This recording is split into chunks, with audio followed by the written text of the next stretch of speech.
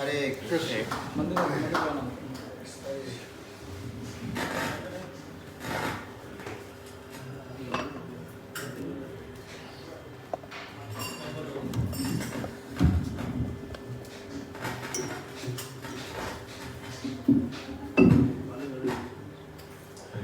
हरे कृष्ण।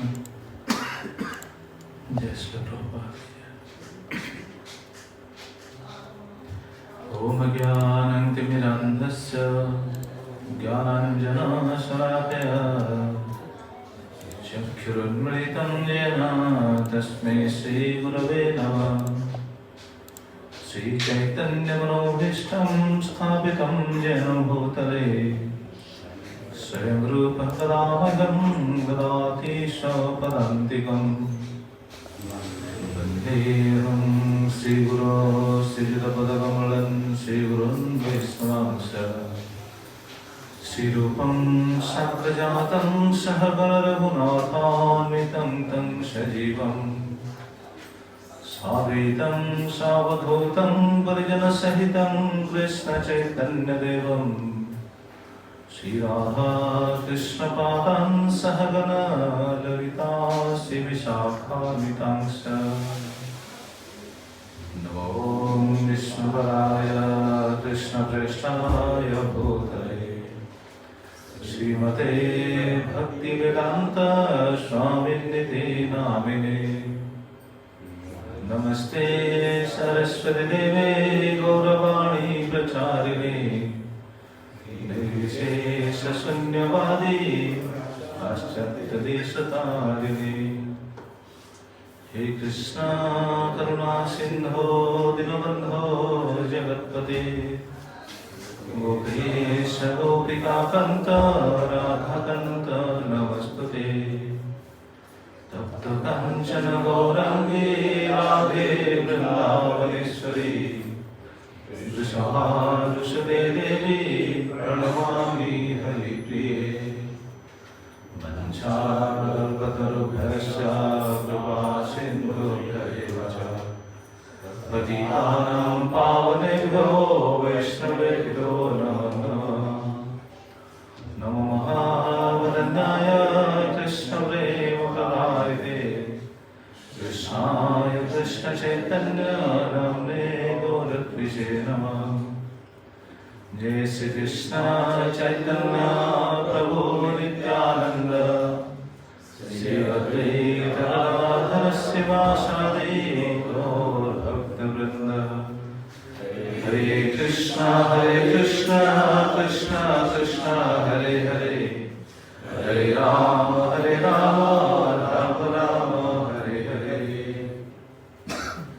यं प्रव्रजन्तं मनुपेतं अपेतकृत्यं द्वैपायना विरहकातर आजुहाव पुत्रेति तन्मयतया तरवोऽभिनेदो स्तं सर्वभूतहृदयेषु मणिमानतोऽस्मि।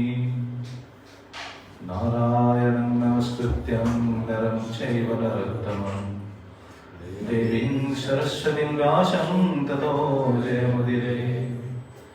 वेदे रामायणश्चैव पुराणे भारते तथा आदौ चन्ते च मध्ये च हरिः सर्वत्र गीयते। मूकं करोति वाचालं पङ्गुं लङ्घयते गिरिं यत्कृपास्तमहं वन्दे शिवरो दिनतारिणे परमानन्दमाधव। ॐ नमो भगवते वासुदेवाय। ॐ नमो भगवते वासुदेवाय। ॐ नमो भगवते वासुदेवाय। ॐ नमो भगवते वासुदेवाय। ॐ नमो भगवते वासुदेवाय। ॐ नमो भगवते वासुदेवाय। हरे कृष्ण। श्रीमद्भागवतम षष्ठ स्कंद से हम सुन रहे हैं। भगवान के नाम की महिमा के बारे में हम ये श्रवण कर रहे हैं। सुखदेव गोस्वामी ये बात बतला रहे हैं। परीक्षित महाराज ऐसे प्रश्न पूछे थे कि व्यक्ति कैसे नरक को नहीं जाएगा, आप इसके बारे में हमें बताइए। तो इसका उत्तर देते हुए श्रील सुखदेव गोस्वामी ये बात समझाए थे कि अगर कोई प्रायश्चित कर देगा, और प्रायश्चित कैसा? अत्यंत प्रायश्चित, भक्ति प्रायश्चित। अगर कोई भक्ति प्रायश्चित करेगा तो उनका नरक जाने का रास्ता बंद हो जाएगा। नरक जाना तो दूर बात है, वो स्वप्नों में भी ये 3 चीज को नहीं देखेगा। इसको समझाते हुए वो बतला रहे थे कैसे एक जगह पर विष्णुदूत और यमदूत आए थे और उनके बीच क्या क्या बात हो रहा था। मतलब उनके बीच जो संवाद हुआ था, इस संवाद से हमको पता चल जाएगा कि भक्ति प्रायश्चित कैसे श्रेष्ठ प्रायश्चित है। तो विष्णुदूत और यमदूत किधर आए थे? कन्याकुब्ज शहर में अजयमिल नामक एक ब्राह्मण थे, वो ब्राह्मण के पास आए थे। क्यों आए थे? क्योंकि उनका अंतिम समय आ गया था।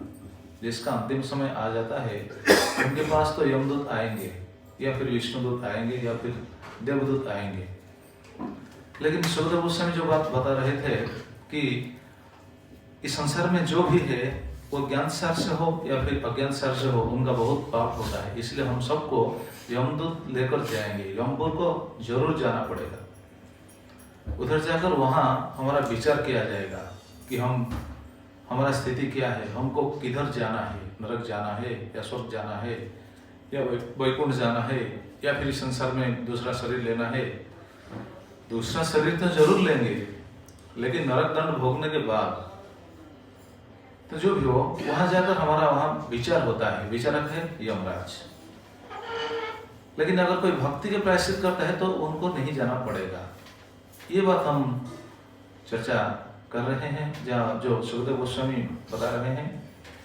तो अजामिल एक ऐसे व्यक्ति थे जो कि हर समय सिर्फ पाप ही करते थे। अपने परिवार को पोषण करने के लिए 4 पाप रोज किया करते थे। बंदी, अख्ययी, कैदवी, सज्जी, गहितम वृत्ति मस्तित। ये गहित वृत्ति है। धन उपार्जन के लिए निंदित वृत्ति को माध्यम करना ये बिल्कुल बुद्धिमानी का काम नहीं है।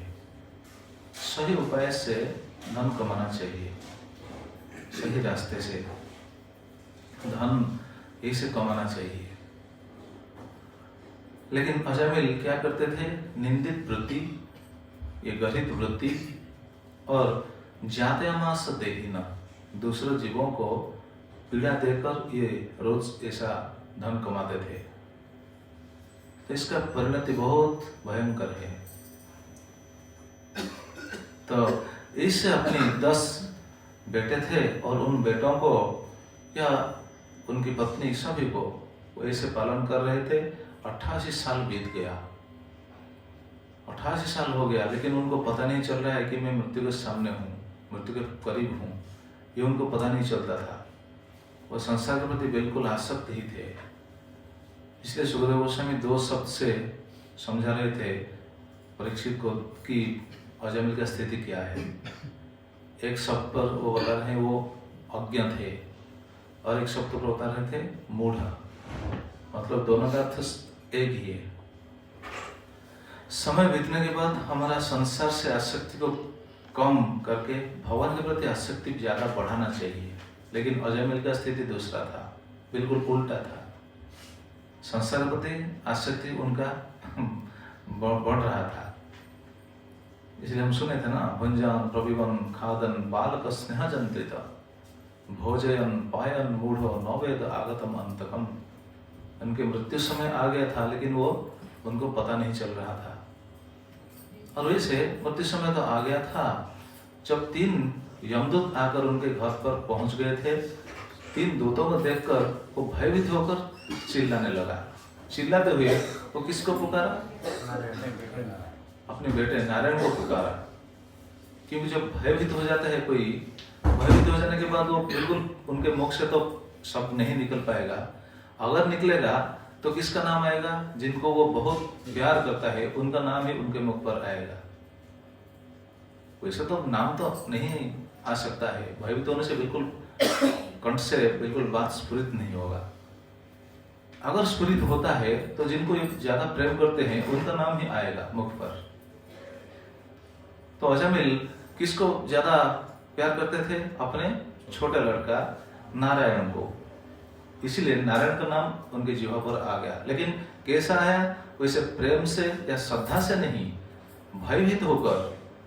कल हम सुन रहे थे कैसे उन्होंने पुकारा, जब देख लिया निशम्य म्रियमाणस्य मुखतो हरि कीर्तना। नहीं, ये तो पुकारने के बाद वो आए।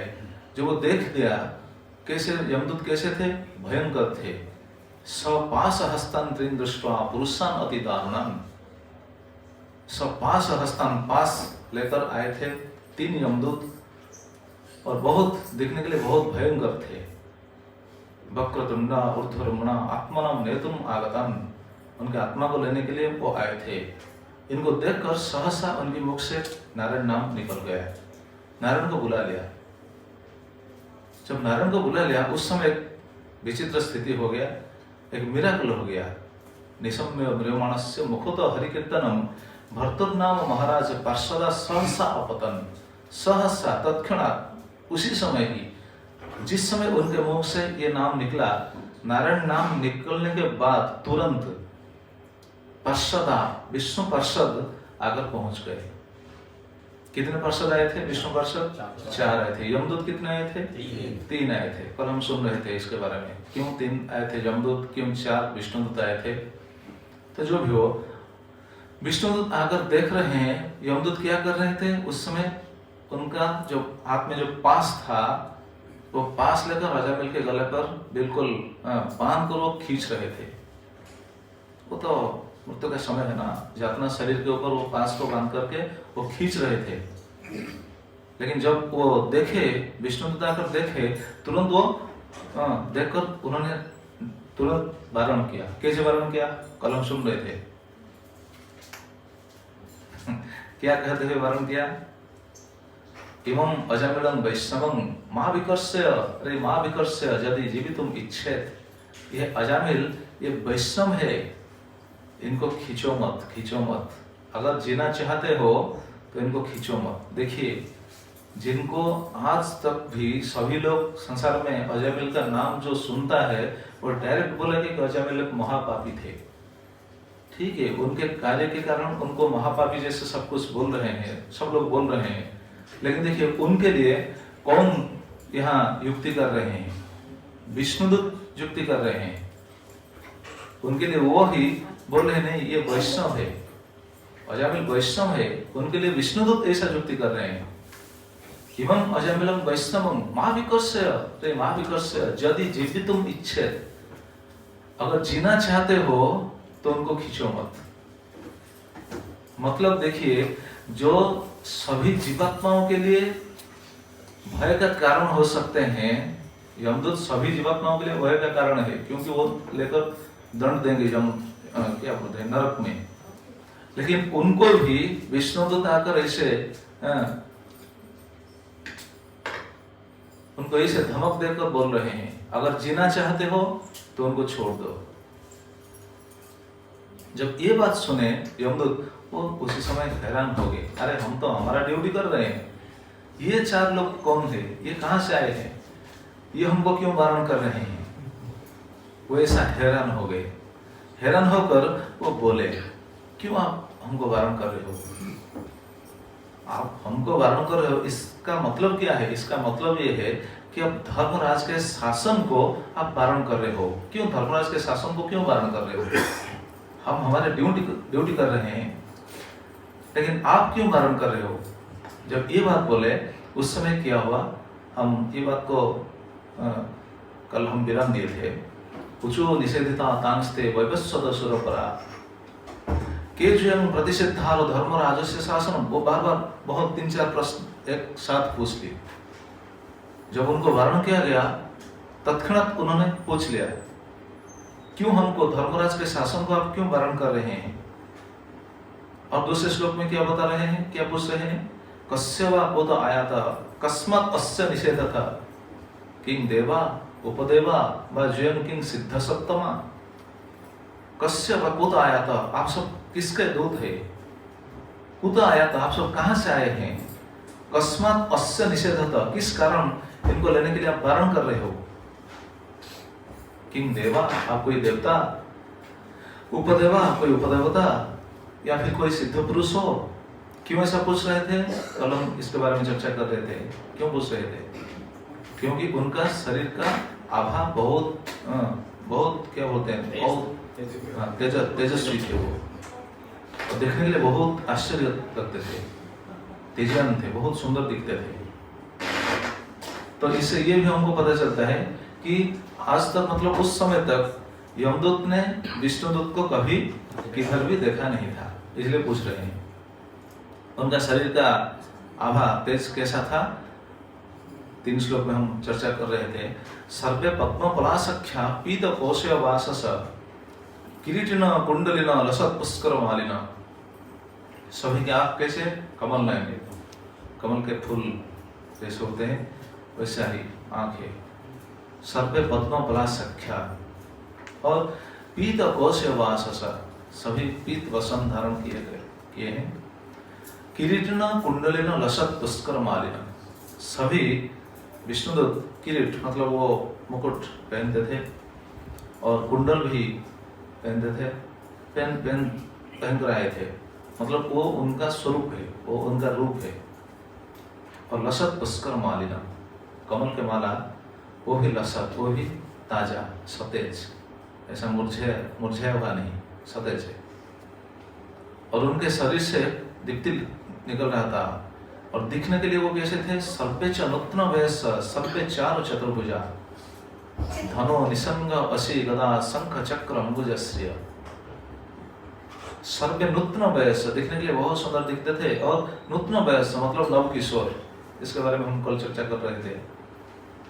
मतलब उनको अगर कोई देखेगा तो सोचेगा, मतलब उनको ऐसा प्रतीत होगा कि आज ही वो यौवन के अवस्था में प्रवेश किया है, ऐसा नव यौवन। सर्वे च नूत्न वयस सर्वे चारु चतुर्भुजा, सभी विष्णुदूत के 4 भुज थे, और दिखने के लिए बहुत सुंदर थे।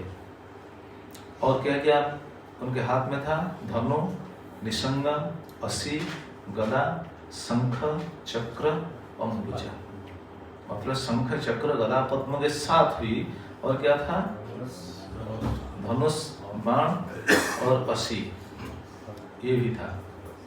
तो ये देखकर वो बिल्कुल हैरान हो गए, और उनके शरीर से ज्योति निकल रहा था। दिशो वितिमरालोका कुर्वन्त स्वेन तेजसा किमर्थम धर्मपालस्य किंकरान् निषेधतः, वो पूछ रहे हैं। दिशो वितिमरालोका मतलब उनके घर में बिल्कुल अंधेरा बिल्कुल नहीं था, घर में बिल्कुल आलोक था। आलोक कहाँ से? उनके शरीर से ज्योति आ रहा था, प्रकाश आ रहा था।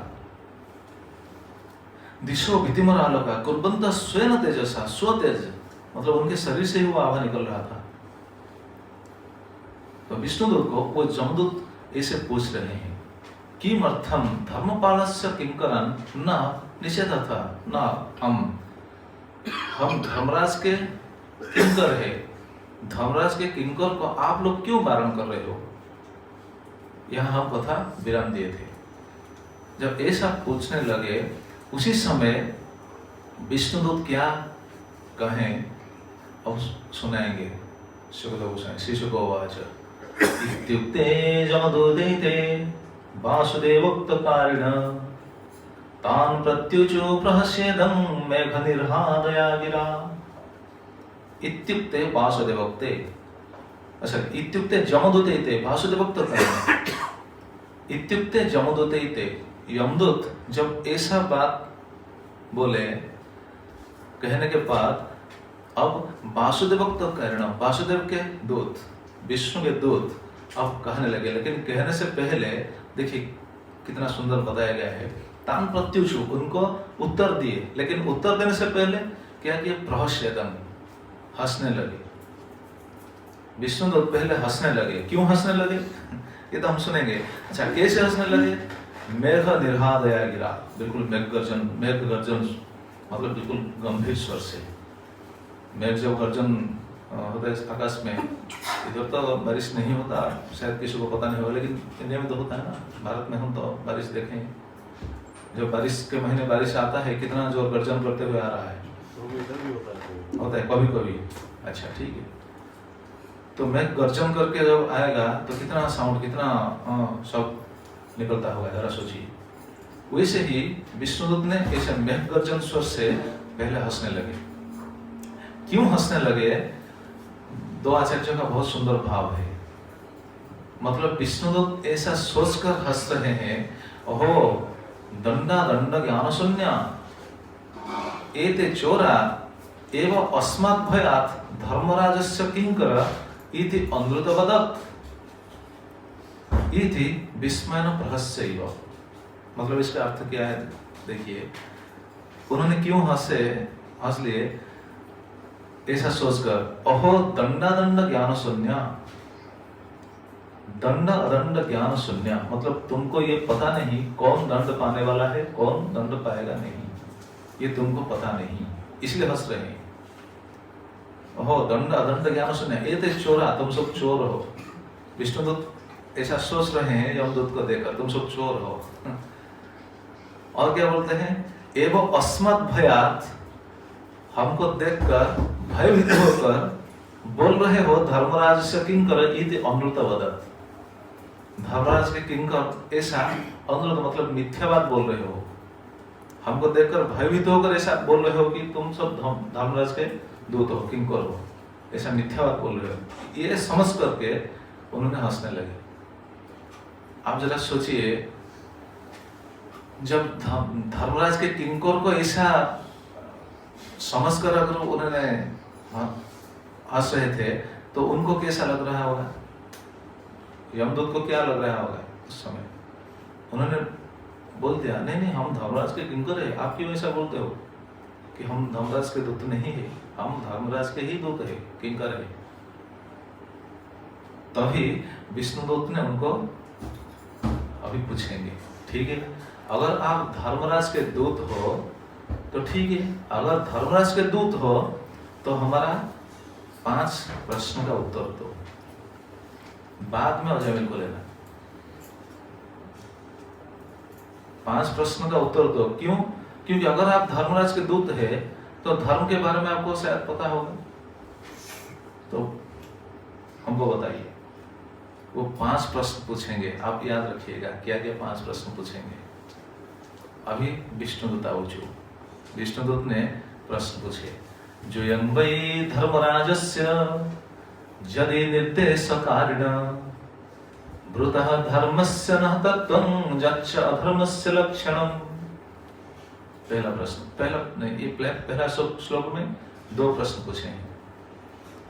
जो आप लोग सभी वै धर्मराजस्य यदि निर्देशकारिण, आप लोग अगर धर्मराज के दूत है, धर्मराज के किंकर हो, तो हमको पहले बताओ ब्रुतः धर्मस्य न तत्त्वं, धर्म के तत्व क्या है बताओ। आप धर्मराज के दूत हो ऐसे बोल रहे हो तो धर्म के बारे में आपको शायद पता होगा, बताओ। विष्णुदूत ने ऐसा पूछ दिया, धर्म का तत्व क्या है, धर्म किसे कहते हैं, धर्म का सिद्धांत क्या है। ये पहला प्रश्न याद रखिएगा। दूसरा है यच्च अधर्मस्य लक्षणम्, अधर्म का लक्षण क्या है, अधर्म किसे कहते हैं। मतलब ये इस श्लोक से ये 2 प्रश्न से हमको ये पता चलता है कि धर्म का सिद्धांत क्या है, धर्म किसे कहते हैं, अधर्म किसे कहते हैं। ये 2 बात बताइए। बाद में नेक्स्ट श्लोक में और 3 प्रश्न पूछेंगे।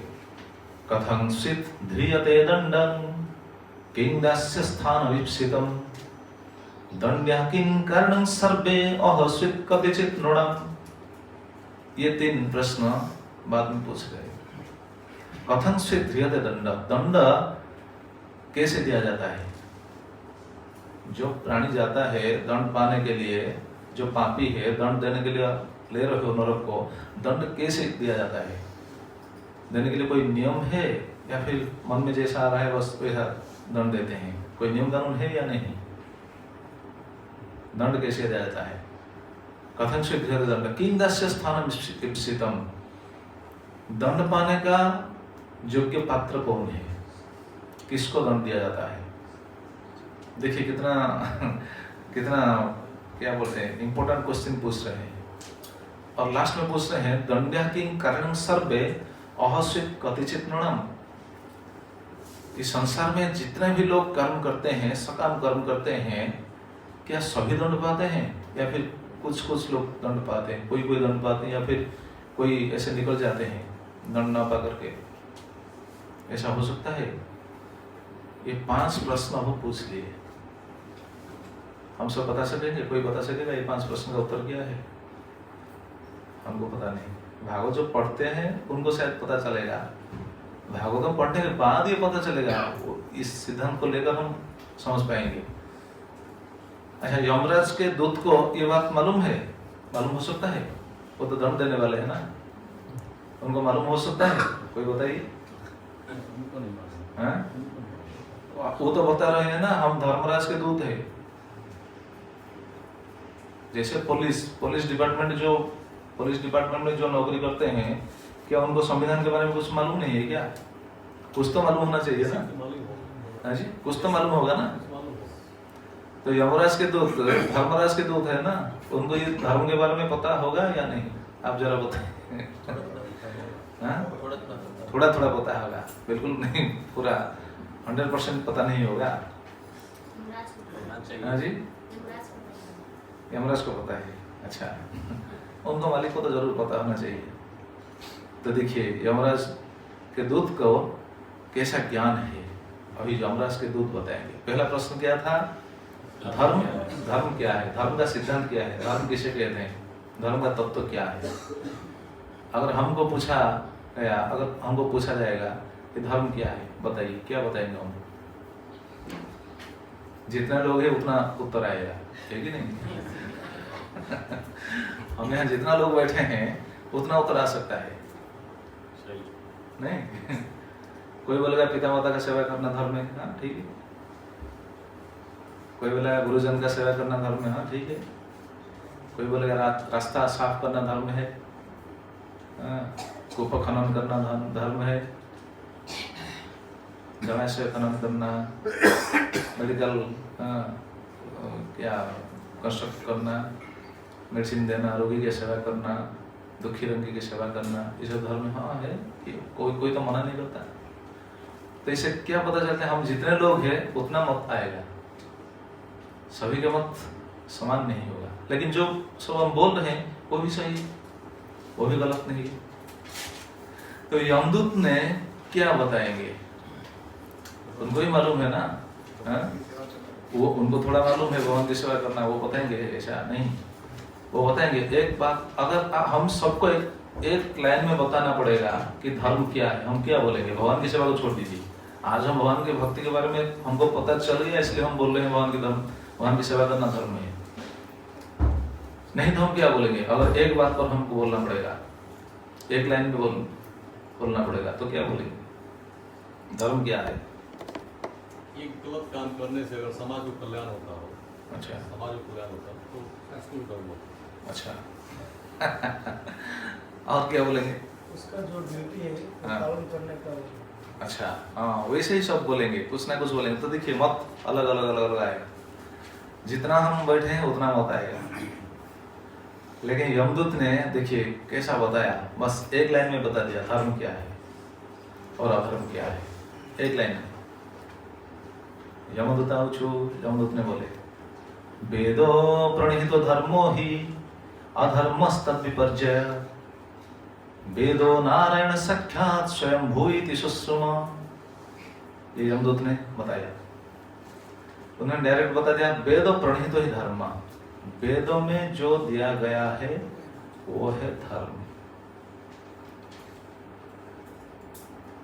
लेकिन अब हमारे लिए ये सोचने वाली बात है, वेदों में तो सब कुछ दिया गया है। उन्होंने बता दिया वेदों में जो है वो धर्म है, और अधर्म क्या है? वेद में जो नहीं है। वेदो प्रणीत धर्म ही अधर्मस्तद विपर्जय, वेद में जो प्रणीत है वो धर्म है, वेद में जो दिया नहीं गया है वो अधर्म है। वेद में क्या है किसको पता है? बताइए, किसको पता है? हाथ उठाइए। वेद में क्या है? वेद कोई पढ़ा है? कौन पढ़ा है क्या?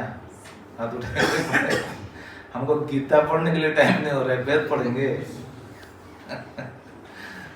भागवत पढ़ने के लिए टाइम नहीं है, वेद पढ़ेंगे। पढ़ने के लिए कोई उत्सुक है, इच्छा प्रकाश करते हैं कोई?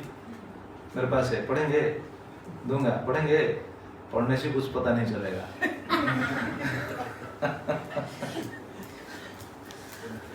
सब ग्रंथ है, वेद है, उपनिषद है, अष्टादश पुराण है, सब है मेरे पास पढ़ने के लिए, लेकिन आपको टाइम नहीं मिलेगा, और अगर पढ़ेंगे भी तो भी कुछ समझ में नहीं आएगा। ये सही बात है। तो वेदों का सिद्धांत क्या है, वेदों में क्या दिया गया है, ये तो हमको पता होना चाहिए ना। यमदूत ने जो बोल दिया वो तो सही बात है, ये तो सही है, लेकिन वेद में है क्या हमको पता होना चाहिए। अच्छा, यमदूत वेद पढ़े थे क्या? कैसे बोल दिए? हाँ जी, हाँ वो तो ऐसे बताएंगे। तो वेद प्रणीत धर्म ही अधर्मस्तद विपर्च्य। देखिए, वेदों में बहुत सारा सब कुछ दिया गया है, लेकिन आजकल क्या होता है, चैतन्य चरितामृत ग्रंथ अगर आप पढ़ेंगे तो पता चल जाएगा, वेदों में जितना सिद्धांत दिया गया है वो सिद्धांतों को पकड़ करके कोई नहीं चलता है। वेदों के सिद्धांत जैसे दिया गया है वैसा कोई नहीं काम करते हैं, वेद विरुद्ध कर्म सब करते हैं। वेद में दिया गया है, लेकिन वेद का नियम को कोई नहीं पालन करते हैं, वेद विरुद्ध कर्म करते हैं।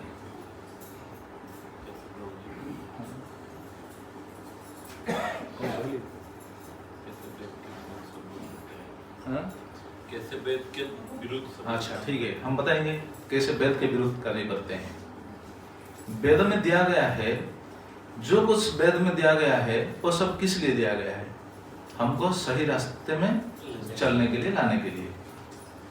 हमको सही रास्ते में चलने के लिए, और सही रास्ते में चलते हुए हमको हमारा डेस्टिनेशन पर पहुंचने के लिए, बस ये सब कुछ दिया गया है। लेकिन आजकल वेद के नियम को सब उल्लंघन करके चलते हैं। देखिए, जैसे एक एग्जाम्पल से पता चल जाएगा। वेद में दिया गया है विवाह, विवाह वेद में है कि नहीं? विवाह विधि जो है, विवाह के लिए जो मंत्र पढ़ा जाता है, विवाह के समय जो मंत्र पढ़ा जाता है, होम होता है, यज्ञ हरिबोल होम होता है, देवताओं को जो प्रसन्न करने के लिए जो मंत्र उच्चारण किया जाता है, सूर्य को अर्घ्य दिया जाता है, सब कुछ जो दिया जाता है, ये सब वेद में है या फिर कोई किसके मन में आ रहा है बस ऐसा बोल देता है? बताइए, वेद में है। अच्छा, हम वेद के विधि को पालन करते हैं कि नहीं? करते हैं, वेद के विधि को पालन करते हैं। अच्छा, वेद के विधि को पालन करते करके वहां जाकर विवाह में हम मंडप पर बैठते हैं। उसी विवाह में दूसरी तरफ क्या करते हैं? जीव हत्या करके फीस्ट करते हैं। ये कौन सा वेद का निर्देश है?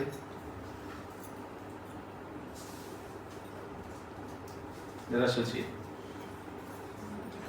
उसी वेद में दिया गया है, ये विवाह एक पवित्र कार्य है। एक व्यक्ति एक नया आश्रम को प्रवेश कर रहा है, नया आश्रम में प्रवेश कर रहा है, तो वेदों का सिद्धांत को पकड़ करके हम नए आश्रम को स्वीकार करते हैं। लेकिन उसी समय जब नए आश्रम को स्वीकार कर रहे हैं, उसी समय जीव को हत्या करके फीस्ट देते हैं। ये वेदों का सिद्धांत है क्या? तो कौन सा फल मिलेगा? वेद पालन करने का फल मिलेगा या फिर वेद को उल्लंघन करने का फल मिलेगा? कौन सा फल मिलेगा बताइए? तो लोग वेद को पालन करते हैं? बिल्कुल नहीं करते हैं।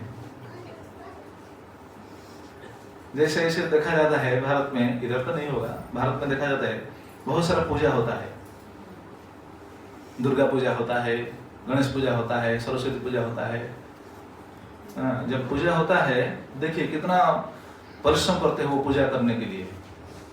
बहुत लोगों में से वो क्या बोलते हैं, कलेक्शन करते हैं ना पूजा करने के लिए, चंदा चंदा अदाय करते हैं बहुत लोगों से, गाड़ी से अदाय करते हैं बहुत लोगों से, वो अदाय करते हैं, है कि नहीं? हाँ ठीक है, जो जिधर से हो तो बहुत कलेक्शन करते हैं। ठीक है, कलेक्शन कृष्णा, अगर कलेक्शन करते हैं वो टाइप कर दीजिए। नहीं, ठीक, तो कलेक्शन करते हैं। जैसे नवरात्रि पूजा होता है, दुर्गा पूजा होता है, नवरात्रि 9 दिन के लिए पूजा होते हैं। अच्छा, जब दुर्गा पूजा होता है उस समय मंत्र उच्चारण होता है कि नहीं? दुर्गा माँ को प्राण प्रतिष्ठा करते हैं कि नहीं? प्राण प्रतिष्ठा करते हैं, 9 दिन के लिए मंत्र उच्चारण करते हैं। वो मंत्र किधर लिखा गया है? वेदों में तो है ना। वेद के जो कर्मकांड है, पूजा कर्म कांड, ज्ञान कांड, उपासना कांड, जो 3 कांड है, तो वेद में ऐसा सब निर्देश दिया गया है, तो पूजा करते हैं, 9 दिन के लिए पूजा करते हैं। अच्छा, वहाँ दुर्गा माँ की जो पूजा करते हैं, वहाँ दुर्गा माँ है या नहीं? हाँ जी, आते होंगे, इसलिए तो लोग जाते हैं, प्रणाम करते हैं, पूजा करते हैं, स्तुति करते हैं, वंदना करते हैं, भोग लगाते हैं, जो भी करते हैं, जितना भी कार्य करते हैं। अच्छा, जब पूजा खत्म हो जाता है, खत्म हो जाने के बाद वही दुर्गा माँ को लेकर जाते हैं भसाने के लिए, हिंदी में क्या होगा? विसर्जन के लिए। विसर्जन के लिए जब जाते हैं वो सामने कैसे जाते हैं? बिल्कुल शराब पीकर, डीजे बजाकर, डीजे के धुन पर नाचते हुए जाते हैं। ये कौन सा वेद में लिखा गया है?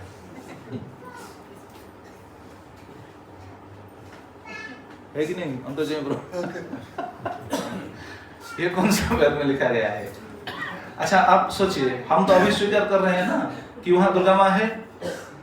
जिस दुर्गा माँ को हम लेकर जा रहे हैं, प्रोसेसन करते हुए ले जा रहे हैं, उस समय दुर्गा माँ नहीं है क्या? उस समय है ना। तो वो जब देख रहे होंगे, वो क्या सोच रहे होंगे, जरा बताइए। वो जब देख रहे होंगे, तो वो तो देख रहे हैं ना, देखते हैं जब ऐसा नृत्य करते हुए चल रहे हैं, उस समय उनका विचार में क्या आता होगा? क्या सोचते हैं? बहुत बढ़िया, मुझे बहुत बढ़िया प्रोसेसन अच्छा लेकर जा रहे हैं, ऐसा सोचते होंगे? क्या सोचेंगे? हमारे निर्दोष वाला क्या सोचेंगे? ये वालूंगा कुलंगार है, ऐसा सोचते होंगे। विसर्जन के बाद बताते हैं ना, विसर्जन समय जो लेते हैं, लेके जाते हैं। पहले तो विसर्जन से रहता है, बाद में प्रोसेसन करके जो ले रहे हैं, प्रोसेसन समय, विसर्जन के लिए जो ले जा रहे हैं उस समय रास्ते में, तो क्या सोच रहे होंगे, जरा सोचिए। तो कहने का तात्पर्य यह है, शास्त्र वेदों में कौन सा जगह पर ये लिखा गया है? बताइए। क्या दुर्गा माँ को ये डीजे गाना पसंद है? हाँ जी, तो हम क्यों सुना रहे हैं उन्हें? तो हमारे लिए ऐसा सुनने के लिए वेदों में लिखा गया है क्या? तो ये तो हम चर्चा कर रहे हैं, वेद निषिद्ध कर्म करे। चैतन्य चरितामृत में ये बताया गया है, वेद निषिद्ध कर्म करे, धर्म नहीं जाने। चैतन्य चरितामृत में लोग बस वेद की बात बोलेंगे, लेकिन आधे लोग बिल्कुल वेदों के बारे में बिल्कुल उनको मालूम ही नहीं है। वेद निषिद्ध कर्म करे, धर्म नहीं जाने। वेद निषिद्ध कर्म करते हैं, धर्म बिल्कुल उनको पता ही नहीं। अच्छा, जो वेद की सही पालन करते हैं, उन्हें भी ठीक से पता नहीं चलता, क्योंकि वेद में, भगवद गीता में बिल्कुल बताया गया है। आप भगवद गीता पढ़ेंगे तो पता चलेगा, वेदों में जो सब है, वेदों में जो सब दिया गया है, उनको भगवान अपने स्वमुख से कह रहे हैं, ये है पुष्पिता वाणी। पुष्पिता वाणी मतलब क्या है? मतलब आप अगर ऐसा पूजा करेंगे तो ये फल आपको मिलेगा, वैसा पूजा करेंगे ये फल मिलेगा, वो पूजा करेंगे वो फल मिलेगा, वो पूजा करेंगे वो फल मिलेगा। मतलब ऐसे पूजा करने से आपको ऐसा फल मिलेगा। बहुत सारे फल के बारे में वेद में बताया गया है। ये है पुष्पिता वाणी। पुष्पिता वाणी के बारे में भगवान भगवद गीता में बोल रहे हैं। पता है किसको? कौन सा श्लोक? माता जी, कौन सा श्लोक पुष्पिता वाणी के बारे में भगवान बताए हैं? पुष्पिता वाणी मतलब ये वेदों का सब वाणी। जामिमं पुष्पितं वाचं प्रवदन्ति अविवस्थित वेदवादरता पर्थम नान्यत अस्ति इति वादिनः। Second chapter. जामिमं पुष्पितं वाचं, ये पुष्पिता वाचा, प्रवदन्ति अविवस्थित, विपस्सित नहीं, अविपस्सित, जिनका मन स्थिर नहीं है, जो एकाग्र नहीं है, वो ऐसे पुष्पिता वाणी से प्रलोभित हो जाएंगे। ऐसे करने से ऐसा मिलेगा, ऐसा पूजा करने से ऐसा मिलेगा। बस ये पुष्पिता वाणी है, मतलब मन लोभक, एक लोभ दिखाया गया है, अगर आप ऐसा करेंगे तो ऐसा मिलेगा। ये पुष्पिता वाणी से लोगों का मन भ्रमित। आप पढ़िए, गीता में भगवान ये बताए हैं, इसलिए तो गीता पढ़ना चाहिए। गीता पढ़ने से हमको सब पता चल जाएगा। वेदवादरता पर्थ नान्यत अस्ति इति वादिनः। अगर कोई किस पूजा करके कुछ फल पा लिया है तो वो क्या सोचेगा? बस यही सार है और दूसरा कोई नहीं है। भगवान ये बताए, नान्यत अस्ति इति वादिनः न अन्यत अस्ति और दूसरा कुछ नहीं है, बस ये पूजा ही करना चाहिए। मतलब अगर कोई पूजा करके कुछ मिल गया है किसको, तो यही पूजा को ही बहुमानन करेगा और दूसरा कुछ नहीं है, ऐसा सोचेगा। क्या फल मिलता है? उसके बाद का श्लोक क्या है? कामात्मना स्वर्गपरा जन्म कर्म फल प्रदान क्रिया विशेष बहुला भोग ऐश्वर्य गतिं प्रति। वो बहुत आडंबर से बहुत सब कर्म करेंगे, ये पूजा विधि सब करेंगे, बहुत आडंबर से करेंगे। देखिए दुर्गा पूजा होता है कितना आडंबर से होता है, गणेश पूजा होता है कितना आडंबर से होता है, जो भी हम करते हैं कितना आडंबर से करते हैं। अगर सही ढंग से भी करते हैं तो भी फायदा क्या है? अंतिम लक्ष्य होगा स्वर्ग। कामात्मनं स्वर्गपरा जन्म कर्म फल प्रदाम। इस जन्म में, इस संसार में ही हमको कुछ फल मिलेगा, इसलिए क्रिया विशेष बहुलम भोग ऐश्वर्य गतिं प्रति। बहुत भोग, बहुत ऐश्वर्य, ये सब मिलेगा संसार में, ये सब मिलेगा, इसलिए वेद में ये सब बताया गया है। अच्छा, जिसका भोग ऐश्वर्य ज्यादा हो जाएगा उसका फल क्या होगा? गीता में भगवान ये भी बताएंगे। अगर भोग ऐश्वर्य ज्यादा हो जाएगा तो क्या होगा उनका? भोग ऐश्वर्य प्रसक्तानं तया अपहृत चेतसं व्यवसायत्मक बुद्धि समाधो न विद्यते। अगर भोग और ऐश्वर्य के प्रति मन चला जाता है, विचलित हो जाता है, तो क्या होगा? तया अपहृत चेतसं, उनसे चित्त विमुख हो जाएगा, भोगों में लग जाएगा। देखिए वेदों का सिद्धांत को हम पालन करते हुए हमारा मन को किधर से किधर ला रहे हैं, उनसे मन विमुख हो जाएगा। भोग ऐश्वर्य गतिं प्रति तया अपहृत चेतसं, अपहृत हो जाएगा भोग ऐश्वर्य गतिं प्रति। तो क्या इसका फल ये है? वेदों का सिद्धांत को हम पालन करके हमको ये मिलेगा, मन व्यवसायत्मक बुद्धि नहीं हो पाएगा। अच्छा, जिसका मन व्यवसायत्मक बुद्धि मतलब जिनका मन बिल्कुल भगवान के ऊपर स्थिर हो, उसको कहते हैं व्यवसायत्मक बुद्धि। लेकिन भोग ऐश्वर्य प्रसक्तानं तया अपहृत चेतसं, व्यवसायत्मक बुद्धि मनो समाधो न विद्यते, मन स्थिर नहीं होगा, भगवान के ऊपर स्थिर नहीं होगा। अगर भगवान के ऊपर मन स्थिर नहीं होगा तो व्यवसायत्मक बुद्धि अगर नहीं हो पाएगा तो क्या होगा? षोडश अध्याय में देखिए, हरि बोल। षोडश अध्याय में क्या बताया गया है? व्यवसायत्मक बुद्धि रेके हो कुरुनंदन बहु शाखा ही अनंतांश बुद्धयो अव्यवसायिनम। अगर मन भटक जाता है, एक बार भगवान से भटक जाता है, तो बुद्ध अव्यवसायिनम, बुद्धि बिल्कुल बहुत जगह पर भ्रमित होगा, बहुत जगह पर भ्रमित होगा। हम धर्मपरायण हो सकते हैं लेकिन बुद्धि स्थिर नहीं होगा, भ्रमित होगा ही होगा, क्योंकि हम भगवान से दूर आ चुके हैं, भगवान से दूर हो गए हैं। व्यवसायत्मक बुद्धि रेके कुरुनंदन बहु शाखा ही अनंतांश बुद्ध अव्यवसायिनम। बहुत शाखा, बुद्धि का बहुत शाखा होगा। बुद्धि देखिए भीतर है लेकिन उनका शाखा बहुत हो जाएगा। ये करूंगा, ये करूंगा, ये करूंगा, ये करूंगा, ऐसा कर ले, ऐसा होना चाहिए, ऐसा कर ले, करने से ऐसा मिलेगा, बस बुद्धि ऐसा भ्रमित होगा। अच्छा, जिसका बुद्धि भ्रमित हो जाते हैं उसका क्या होता है? हाँ जी, इसके बारे में भगवान बता रहे हैं।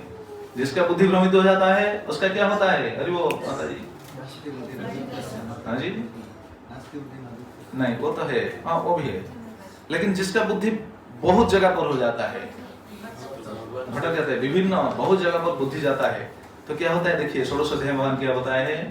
अनेक चित्त विभ्रांता मोह जाल समावृता प्रसक्ता काम भोगेषु पतन्ति नरके अशुचौ। तो देखिए इसका अर्थ क्या हुआ?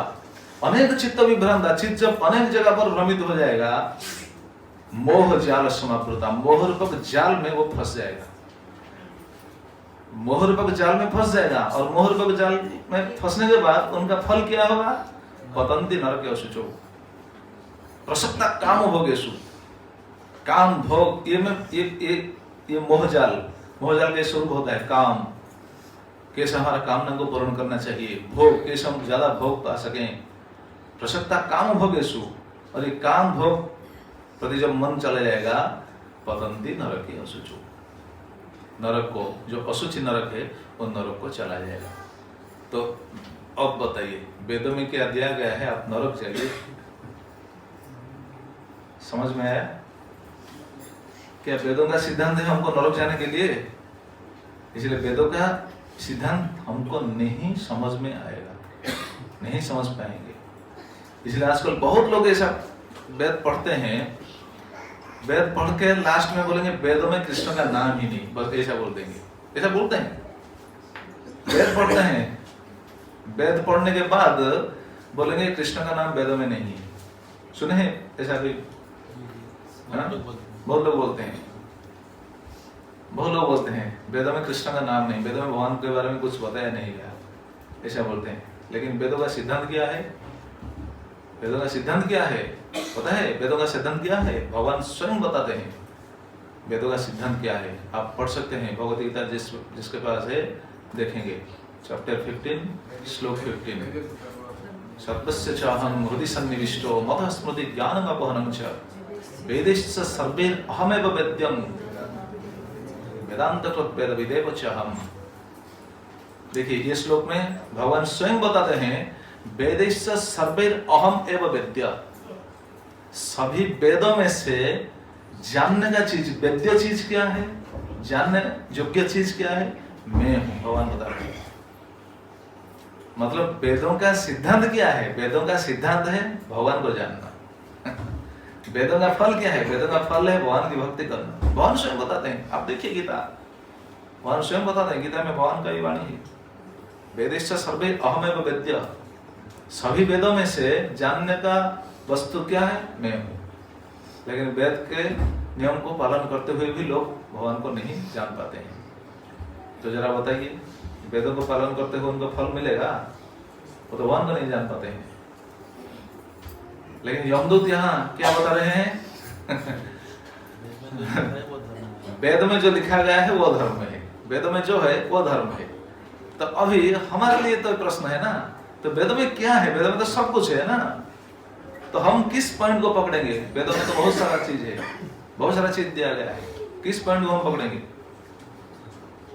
हाँ माता जी, वेदों में तो बहुत सारा चीज दिया गया है, कौन सा चीज को हम पकड़ेंगे? हाँ, कौन बता सकेगा? जिसको पालन करने से हम भगवान के करीब हो सकते हैं, वो क्या है? इसीलिए ठीक है, हम समझने की कोशिश कीजिएगा आप सब। इसलिए वेदों का सार हमको कैसे पता चलेगा? हाँ जी, अच्छा, गुरु तो बाद में मिलेंगे, और कैसा बात, और कैसा हमको पता चल सकेगा? इसीलिए देखिए, वेद जितना सब शास्त्र है, जितना वेदों से तो सब शास्त्र आया है, जितना वेद, वेदांत, पुराण, उपनिषद, जितना शास्त्र है, ये सब निगम कहा जाता है।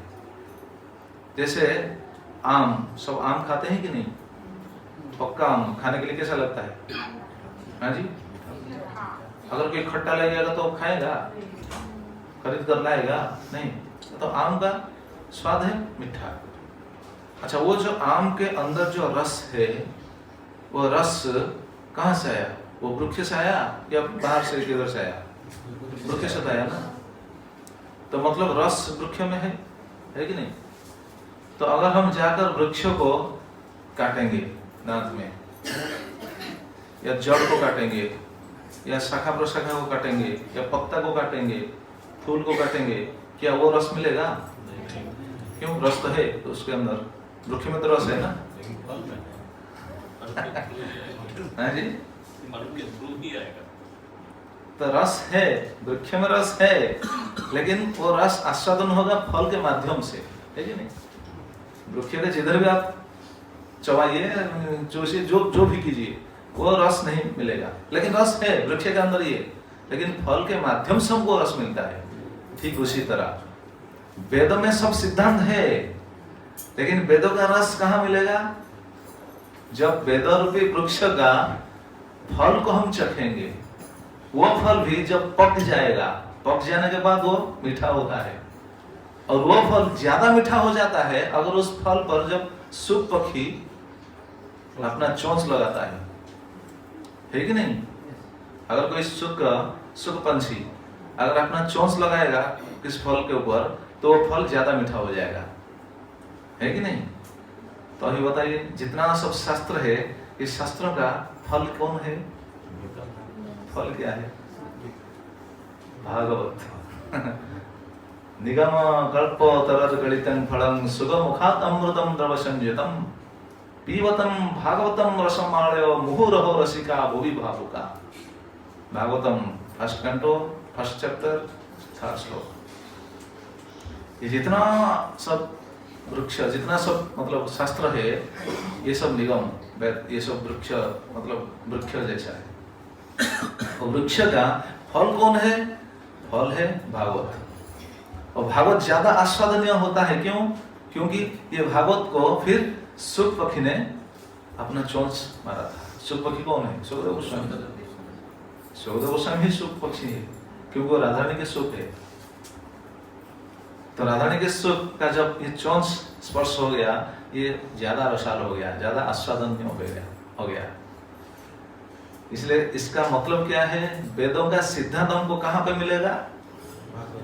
भागवतम में मिलेगा, भागवतम से मिलेगा। अच्छा, भागवतम से सार सिद्धांत किधर है? भागवतम द्वादश स्कंद है, भागवतम में सार है 7वां स्कंद।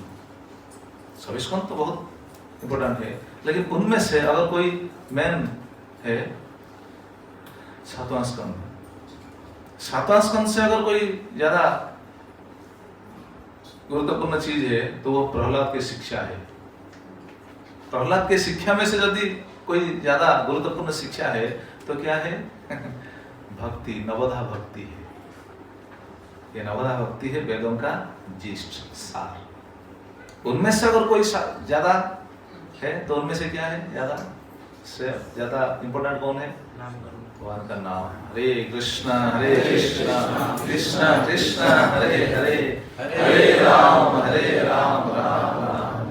ये तो हम चर्चा करते हुए हमको पता चल गया, लेकिन यमदूत को ऐसा पता नहीं था।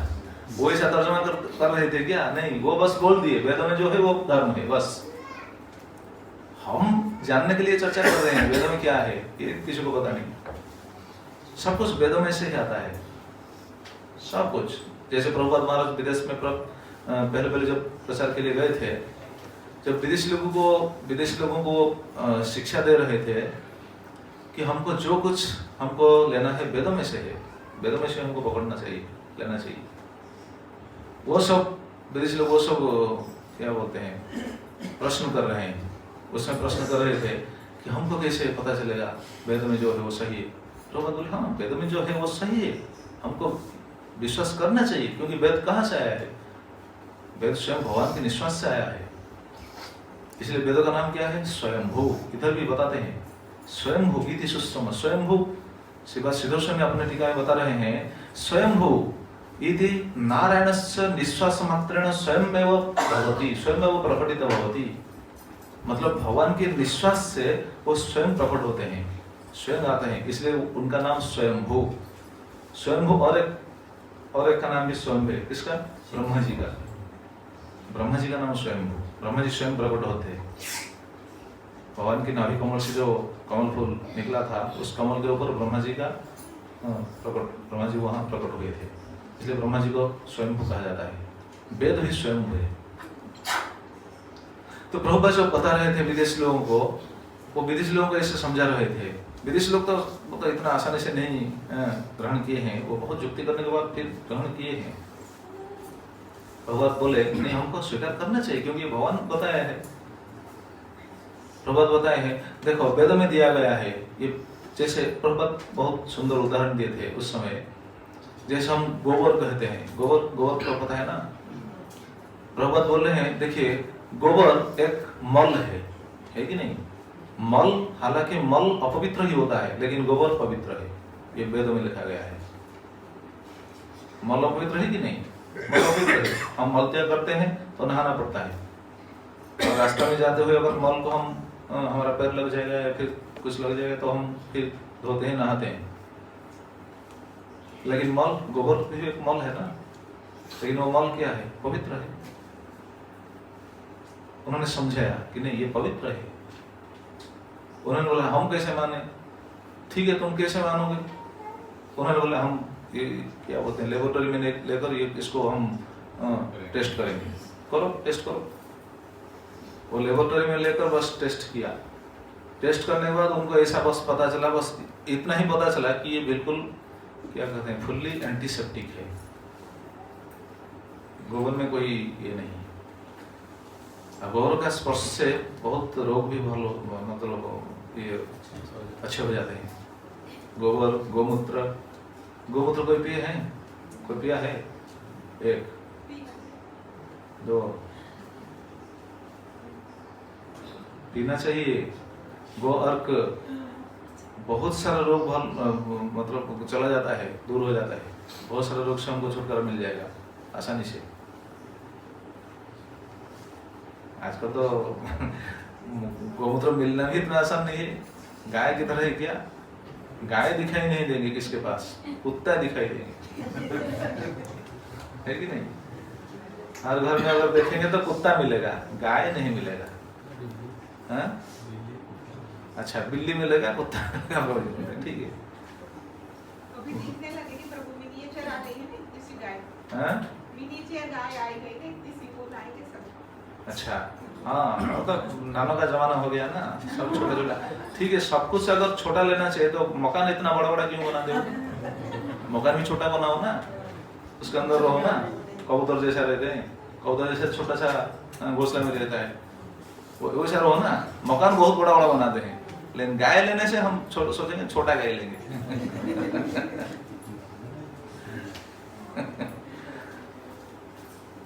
तो प्रभुपाद ऐसा बताया कि गोबर पवित्र है।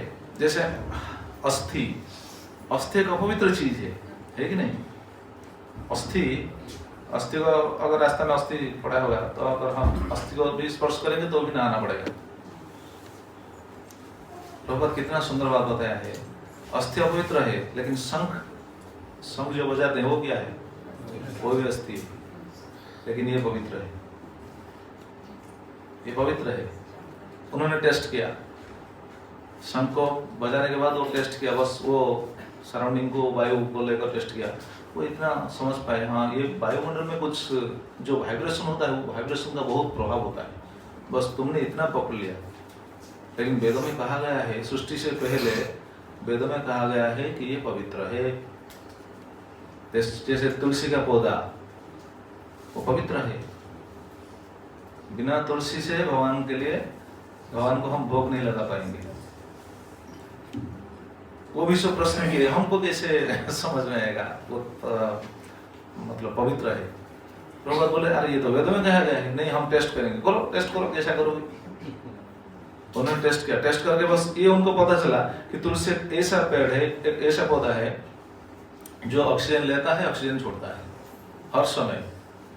वैसे तो सारे वृक्ष भी ऑक्सीजन छोड़ते हैं, है कि नहीं? ऑक्सीजन तो सभी वृक्ष भी छोड़ते हैं। रात के समय वो तो कार्बन डाइऑक्साइड छोड़ते हैं, लेकिन जब ऑक्सीजन छोड़ते कौन सा समय? पीपल का पेड़। अच्छा, पीपल का पेड़। अच्छा, हाँ, दिन में सभी ऑक्सीजन। अच्छा, हाँ, तुलसी जो है रात में। अच्छा। लेकिन तुलसी एक ऐसा पौधा है जो हर समय ऑक्सीजन छोड़ते हैं। इसलिए इधर तो देखा नहीं, लेकिन हम भारत में देखते हैं बहुत सारा गाड़ी में ड्राइवर अपने सामने एक बहुत तुलसी रखते हैं। देखे हैं कोई? गाड़ी में तुलसी रखते हैं। क्यों गाड़ी में बहुत हीट होता है ना, कार्बन डाइऑक्साइड बहुत होता है ना, इसलिए तुलसी रखते हैं। तो देखिए, कहने का तात्पर्य है, शास्त्र में जो कुछ बताया गया है ये सब सही है। हम आजकल ये पकड़ नहीं पा रहे हैं, लेकिन शास्त्र में जो है ये हमको पकड़ करके चलना चाहिए। तो हम क्या बोल रहे हैं कि यमदूत जो बोल रहे हैं कि वेद में जो दिया गया है ये है धर्म। तो वेद में क्या दिया गया है उनको भी पता नहीं था। क्यों पता नहीं था? आगे हम चलते हुए आगे हमको पता चलेगा। लेकिन वेद में जो कुछ है उनको बहुत सारा चीज पता है, लेकिन एक चीज उनको पता नहीं था, वो आगे चलकर हम सुनेंगे। तो वेदों में जो है वो धर्म है। तो हमको क्या पता चला? शास्त्र जितना भी वैदिक ग्रंथ है उनमें से भागवतम से हमको बहुत कुछ पता चलेगा, लेकिन भागवतम पढ़ने से भी हमको पता नहीं चलेगा। भागवतम पढ़ने से भी हमको बहुत सारा चीज पता नहीं चलेगा। इसलिए महाप्रभु शिक्षा दिए हैं, चैतन्य चरितामृत पढ़ेंगे पता चलेगा। वो डायरेक्ट बताए हैं, जाओ भागवत पढ़ वैष्णवेर स्थाने, एकांत आश्रय कर चैतन्य चरणे, चैतन्यर भक्त संगे नित्य कर संग तबे तो जानिब सिद्धांत समुद्र तरंग। चैतन्य चरितमृत अंत्य लीला।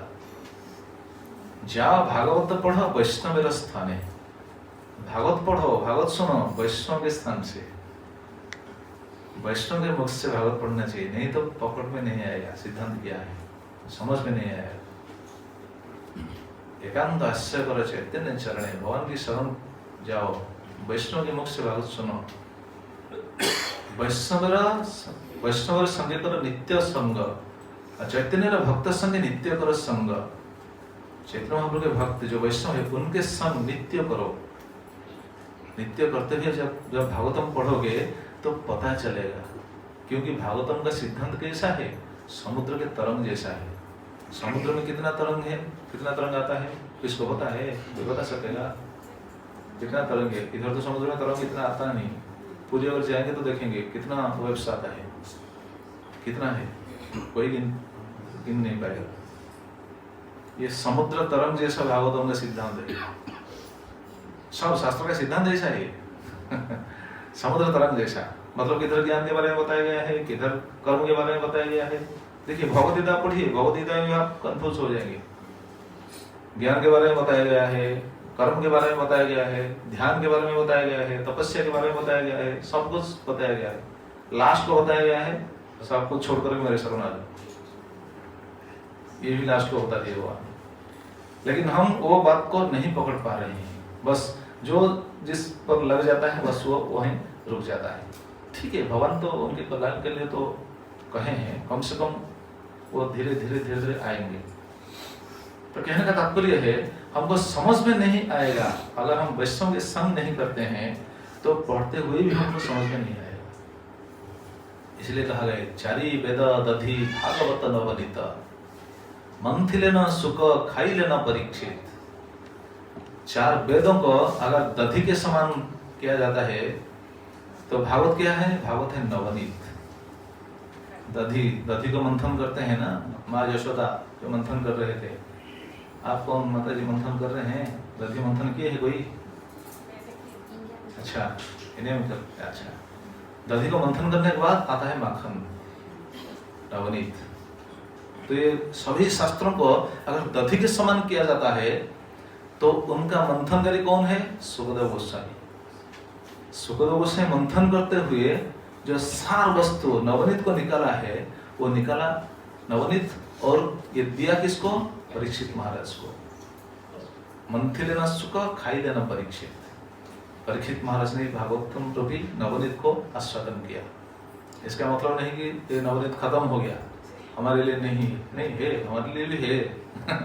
व्यासदेव ऐसा प्रणयन किया है कि हम सबके लिए है, और इस प्रणयन को आगे चलकर श्रील प्रभुपाद विश्व के हर देश में, हर प्रांत में ये गीता भागवतम को डिस्ट्रीब्यूट किया है, सभी लैंग्वेज में। तो सबको जैसे समझ आ जाए कि भगवान का दिया गया ज्ञान क्या है, भगवान हमको क्या दिया है, ये हमको पता होना चाहिए। इसलिए प्रभुपाद सभी जगह पर ये प्रचार किए हैं। तो जो भी हो, यहाँ हम सुन रहे थे कि वेद प्रणीत धर्म अधर्म तद विपर्जय। वेद में जो दिया गया है वो है धर्म, और वेद विरुद्ध जो कर्म है, वेद विरुद्ध जो काम है, वेद में जो नहीं है वो सब अधर्म है। कितना सुंदर बात बता दिया। अभी बताएंगे, अच्छा तुमको कैसे पता चला कि वेद ऐसा धर्म है, वेद में जो दिया गया है ना, इति सुषमा, ये हम सुना है। ये भी वो जो बोल रहे हैं सुनकर बोल रहे हैं।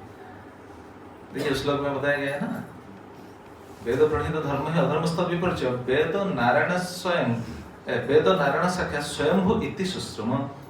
वेद साक्षात स्वयं हुए, नारायण के निश्वास मात्रेण स्वयं भवति इति स्वयंभू इति सुश्रुम। ऐसा हमने सुना है। किससे सुना है? यमराज से। मतलब यमराज बताया था हमको कि वेद में जो है वो धर्म है, तो उनको पता था, और वेद में जो नहीं है वो अधर्म है। अभी बताएंगे, अच्छा अगर नारायण से ये वेद निकला है तो नारायण किधर रहते हैं? अभी पूछेंगे विष्णुदत्त, तुमको नारायण के बारे में पता है? नारायण किधर रहते हैं? अभी देखिए बताएंगे। जेन स्वधम नियमी भावा सत्व रजो रजसत्व तममय क्रिया नाम गुण नाम क्रिया रूपी विभाव्यन्ते तथा यथा तथम। वो नारायण किधर रहते हैं? जैन स्वधाम नियमी भावा, जो अपने धाम में रहते हैं, जिनके निश्वास से ये वेद प्रकट हुआ था, वो नारायण अपने धाम में रहते हैं। और गुण नाम क्रिया रूपे विभव्यन्ते यथा तथम, वो अपने धाम में रहकर 3 गुण को लेकर सबको, संसार में सबको सृष्टि करते हैं। गुण नाम क्रिया मतलब 4 वर्ण, 4 आश्रम, ये सब जितना सब कुछ सृष्टि है, सृष्टि में जो कुछ है वो सब नारायण सृष्टि करते हैं अपने संकल्प मात्र में। वो इच्छा करते हैं, इच्छा करने से ही 3 गुण के अंदर वो सब सृष्टि हो जाता है। बस अपने धाम में रहते हुए संसार में सबको सृष्टि करती है, वो वहां रहते हैं। प्रश्न हो सकते हैं, अच्छा भगवान अगर उधर रहते हैं तो भगवान तो उधर रहते हैं, इस जगत में तो बहुत सारा जीव है। कितना जीव है? अनंत जीव है ना, अनंत जीव है। ये भगवान को अनंत जीव के बारे में कैसे पता चलता है? भगवान को पता चलता है, यमराज को पता चलता है कैसे? देखिए ये विष्णुदूत पूछ रहे हैं भगवान के दूत ही यमराज के दूतों को ये बात पूछ रहे हैं कि उनको कैसे पता चलता है यहाँ कौन सा जीव क्या कर रहा है, हम पाप कर रहे हैं, पुण्य कर रहे हैं, जो भी कर रहे हैं, उनको कैसे पता चलता है? किसी को मालूम है कैसे पता चलता है? हमको पता नहीं। हाँ जी, अच्छा नारायण हमारे अंदर रहते इसलिए पता चलता है। हाँ, ये कारण है। हाँ देखिए अभी क्या बताएंगे, अभी यमदूत ने बताएंगे कि हम जो भी कार्य करते हैं ये सभी कार्यों के साक्षी है। कितने साक्षी? 12 साक्षी है। हम किसी को भी हम ठग नहीं पाएंगे। कौन कौन साक्षी है? और पूछे थे दंड कैसे दिया जाता है, एक प्रश्न था अभी, दंड कैसे दिया जाता है? वैसे मन में जैसा आ रहा है वैसा दंड देते हैं या फिर कुछ नियम कानून है? मुझे पूछ रहे थे पहले, वही बताएंगे। 12 साक्षी है। कौन कौन साक्षी है? हमारा सभी कार्यों के साक्षी 12 है। सूर्य अग्नि खं वरुण देव, सूर्य अग्नि खं मरुत देव, सोम संध्या हनि दिशा, कंको स्वयं धर्म ही इति ही यत देहस्य साक्षिणा। ये है 12 साक्षी। आप सुनिए, याद रखिएगा, हो सके तो नोट कीजिएगा। कौन कौन 12 साक्षी हमारे और कर्मों के, सभी कर्मों के 12 साक्षी हैं। पहला साक्षी है सूर्य, सूर्य है पहले साक्षी। हम जो कुछ करते हैं सूर्यदेव दिखते हैं, वो देख रहे हैं, क्योंकि सूर्य क्या है? कोई बोल सकता है नहीं नहीं सूर्यदेव का हो सकता है, सूर्यदेव देख सकते हैं, ठीक है, लेकिन अब तो देख नहीं पाएंगे ना, अब तो रात हो गया। आजकल का लोग का दिमाग ऐसा ही चलेगा, है कि नहीं? मतलब लोग स्वीकार करने के लिए तैयार नहीं होंगे। लोग कैसे कॉम्प्रोमाइज करेंगे? हम जो कर रहे हैं वो ठीक है, बस इसके लिए वो सोचेंगे। नहीं, सूरज देख सकते हैं। वो सूरज कौन है? सूर्य कौन है पता है? शास्त्र में बताया गया है, भगवान के आंख है सूर्य। सूर्य, अब देखिए एक बात से मुझे ये याद आया, हम सोच रहे हैं सूर्य हमको अभी देख नहीं पा रहे हैं क्योंकि सूर्य दूसरा दिशा पर है। अच्छा आप बताइए, सूर्य हमको देख नहीं पा रहे हैं, हम हमारा ऐसा सोच है, हम अभी सूरज को देख पाएंगे कि नहीं? देख पाएंगे कि नहीं? हाँ जी, नहीं हम अभी देख पाएंगे या नहीं? नहीं देख पाएंगे। प्रभु जी उस दिन मुझे दिखा रहे थे, बीच में दिखा रहे थे ना, वो मार्स कहाँ पर है, बृहस्पति कहाँ पर है, दिखा रहे थे ना मोबाइल पे। तो मोबाइल पे हम देख सकते थे नहीं? अभी देख नहीं सकते हैं सूरज कहाँ पर है? बता दीजिए सबको। तो देखिए हमारे पास एक ऐसा डिवाइस है जिस डिवाइस के माध्यम से हम देख सकते हैं सूर्य कहाँ पे है कि नहीं? अच्छा ये डिवाइस कौन सृष्टि किया है? इंसान ने। इंसान को कौन बुद्धि दिया है? भगवान ने। भगवान का बुद्धि इंसान को दिया गया है। इंसान ऐसा डिवाइस क्रिएट किया है जिसके माध्यम से अभी वो सूरज को देख सकता है। और सूरज तो भगवान के आंख है, वो क्यों नहीं देख सकते हैं? सोचिए, सूरज आंख है, तो पहला साक्षी है सूरज, सूर्य। दूसरा है अग्नि, अग्नि दूसरा साक्षी है। अग्नि मतलब अग्नि जो जलते हैं ना, वो हम तो बोलते हैं अग्नि, आग नहीं, अग्नि के देवता है, अग्निदेव बोलते हैं। अग्निदेव जिन्होंने प्रसन्न होकर अर्जुन को दिए थे, क्या दिए थे पता है? क्या दिए थे? अग्निदेव ने दिए थे, जो रथ दिए थे ना, जो रथ को चलाते थे भगवान श्री कृष्ण, वो अग्निदेव का दिया गया रथ है, अग्निदेव दिए थे। तो अग्नि वो भी साक्षी है हमारा हर कर्म के। कोई बोल सकता है अग्नि तो हमारा किचन में है ना, हमको कैसे देखेंगे? अग्नि किधर है? हमारे भीतर भी। पचामी अन्नं चतुर्विधम भगवान बोलते हैं, अग्नि के रूप में वो हमारा सब कुछ हजम करते हैं, डाइजेस्ट करते हैं। अग्नि हमारा अंदर है तो वो देख रहे हैं। देखिए कितना साक्षी है। पहला है सूरज, सूर्य, अग्नि, खंग। तीसरा है आकाश, आकाश साक्षी है। आकाश का अधिकारी देवता भी है, और देवलोक भी आकाश में रहते हैं सब। सूर्य, अग्नि, खंग, मरुत। मरुत को कोई ठग सकता है क्या? मरुत मतलब वायु, वायुदेव है। वायुदेव के पुत्र कौन है? हनुमान है ना। तो वायु तो सभी जगह पर है। अगर हम बोलेंगे नहीं वायु मतलब हम ऐसा कुछ पाप करेंगे, वायुदेव हमको नहीं देख पाएंगे, अरे वायुदेव नहीं रहेंगे तो हम मर जाएंगे, एक मुहूर्त भी हम जी नहीं पाएंगे, है कि नहीं? मतलब वायुदेव है सभी जगह पर। सूर्य, अब बस गिनती कीजिएगा, सूर्य, अग्नि, खंग, मरुत, देव, सभी देवता साक्षी है। जितना भी देव है सभी देवता साक्षी है। ये सही बात है, देवता लोग साक्षी देते हैं। पता है महाभारत में ऐसा वर्णन है, जब कुंती और पृथु महाराज, क्या बोलते हैं, कुंती के पति पांडु, हाँ। कुंती और पांडु जब वन को चले गए थे, वो जो 5 पुत्र वन में हुए थे। कुंती के जो 5 पुत्र कहाँ हुए थे? वन में हुए थे ना, वन को चले गए थे, वन में हुए थे। जब वन से वापस आए हस्तिनापुर, उस समय तो पांडु नहीं थे। पांडु और माद्री वो तो शरीर छोड़ चुके थे। कुंती देवी बस ये 5 पुत्रों को लेकर हस्तिनापुर वापस आए। जब वापस आए सभी लोगों ने, खास करके दुर्योधन ने वो बताया, वो बिल्कुल हल्ला किया, नहीं ये नहीं हो सकता, कुंती देवी का तो पति नहीं, उनको 5 पुत्र कैसा मिला? तो वहां एक ऐसा फैल गया बात कि कुंती देवी सती नहीं है, नहीं तो उनके पास 5 पुत्र कैसे आएंगे? उसमें इतना मतलब ये बात इतना संघातिक हो गया था। उसी समय पता है, उसी समय देवता लोग आकर साक्षी दिए थे। उस समय सभी देवता आकर साक्षी दिए, उसको साक्षी दिए, नहीं तुम जो बोल रहे हो सब गलत है, कुंती देवी सती है।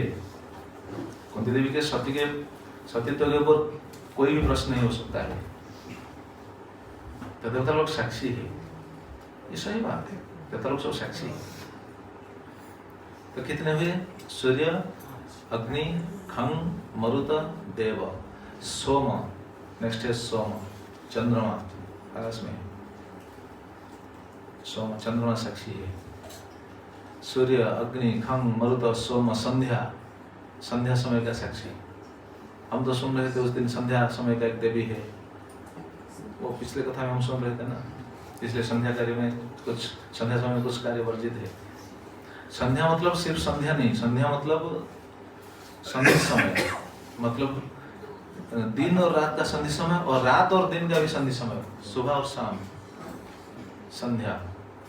और उसके बाद अहनी, अहनी मतलब दिन और रात, दिन भी रात भी अहनी। उसके बाद आता है दिशा, दिशा मतलब दिग, कितना दिश है? 10, 4 दिग, 4 कोना, ऊपर नीचे। मतलब ये 10 ऐसे कहते हैं ना, 10 दिक्पाल है, 10 दिक्पाल होते हैं। आप सोचिए जो भी हम पाप करते हैं ये सब, हाँ जी, हाँ एग्जैक्टली, इतना सीसीटीवी लगा है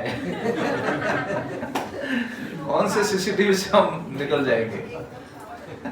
ये बिल्कुल सीसीटीवी का अंडर हम सीसीटीवी है सीसीटीवी के अंडर हम सभी है, इतना सीसीटीवी लगा है, सभी जीवों के लिए सीसीटीवी है। बस ये नहीं कि हम जाकर सीसीटीवी स्विच ऑफ कर देंगे, नहीं, ऐसा नहीं हो सकता, या फिर सीसीटीवी को खराब कर देंगे, ऐसा भी नहीं हो सकता।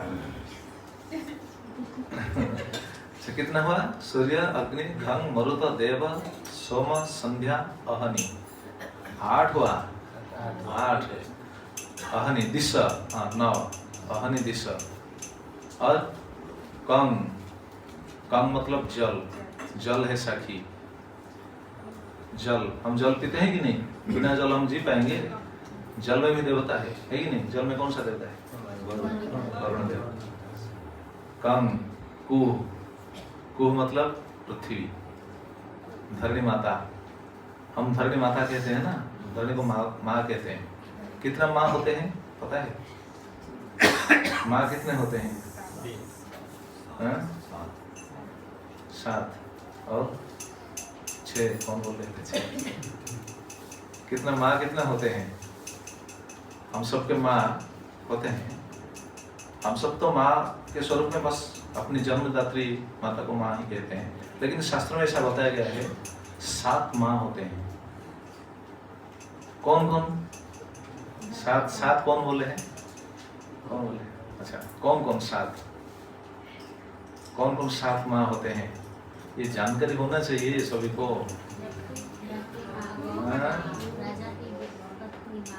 अच्छा, ठीक है, एक श्लोक है, इस श्लोक को अगर आप याद रखिएगा तो पता चल जाएगा कितना हुआ है। आत्ममाता, गुरु पत्नी, ब्राह्मणी, राजपत्नी का धेनु, धात्री तथा पृथ्वी सप्तेता मातरं स्मृता। यह है 7 माँ। आत्ममाता अपनी जन्मदात्री माँ, गुरु पत्नी, गुरु के पत्नी, गुरु माँ कहते हैं। आत्ममाता, गुरु पत्नी, ब्राह्मणी, ब्राह्मण के पत्नी मतलब पुरोहित आदि के पत्नी, ब्राह्मणी, राजपत्नी का, राजा के पत्नी, इसलिए कहते हैं रानी माँ, रानी माँ कहते हैं ना राजा पत्नी का। और धेनु, गोमाता, देखिए गोमाता को माँ कहते हैं। धात्री, धात्री मतलब धाई माँ, धाई माँ जो पालन करते हैं। धेनु, धात्री तथा पृथ्वी, धरणी माँ, 7 हो गया। तथा पृथ्वी सप्तेता मातरं स्मृता, ये 7 माँ होते हैं। तो धरणी एक माँ है इसलिए हम जब देखे हैं उड़ीसा में, हम ऐसा देखते हैं जब बच्चे लोग आपस में अगर कुछ उनके बीच कुछ अनबन हो जाता है, झगड़ लेते हैं, तो ऐसा वो बोलते हैं, तो सच बोल रहा है? हाँ मैं सच बोल रहा हूँ। सच बोल रहा है? मिट्टी को छू कर बोल, सच बोल रहा है बोल। ऐसा होता था कि नहीं? हाँ, मिट्टी को छू कर बोल, मतलब मिट्टी को छू कर बोलने का तात्पर्य क्या है? वो माँ है ना, माँ को छू कर बोल। उड़ीसा में ऐसा होता है, बाहर और दूसरा जगह पर होता है कि नहीं पता नहीं मुझे। तो ये धरणी माँ है। तो देखिए, अच्छा कितना हुए ना? 11 हो गए। ठीक है, मैं फिर से गिन दे रहा हूँ। सूर्य, अग्नि, खंग, मरुता, देव, सोम, संध्या, अहनि, दिशा, कंग, कु, 11 हो गया। और लास्ट 12 साक्षी, 12 नंबर साक्षी कौन है? धर्म, स्वयं धर्म, स्वयं धर्म साक्षी है। 12 साक्षी, स्वयं धर्म। धर्म मतलब क्या है? धर्म मतलब अंतरस्थ परमात्मा। धर्म मतलब अंदर जो है, प्रभु जी बता रहे थे, भीतर है ना भगवान है ना, अंतरस्थ परमात्मा है। तो ये 12 साक्षी अभी बताएंगे। देखिए क्या बताते हैं।